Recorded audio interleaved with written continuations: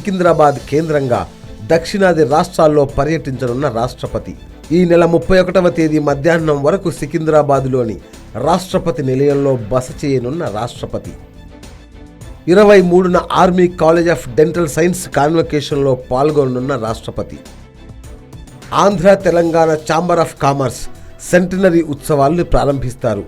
24న మహిళా దక్షతా సమితి కార్యక్రమానికి హాజరవుతారు. 25న బెంగుళూరులో జరిగే 89వ నిఖిల్ భారత్ బంగ సాహిత్య సమ్మేళనం ప్రారంభ కార్యక్రమంలో హాజరవుతారు. 29న తిరువనంతపురం 77వ ఇండియన్ హిస్టరీ కాంగ్రెస్ను రాష్ట్రపతి ప్రారంభిస్తారు. 30న సికింద్రాబాద్ రాష్ట్రపతి నిలయంలో ఎట్ హోమ్ కార్యక్రమంలో ప్రత్యేక ఆహ్వానితులు, రాష్ట్ర మంత్రులు, అధికారులు, మీడియాను రాష్ట్రపతి కలుస్తారు.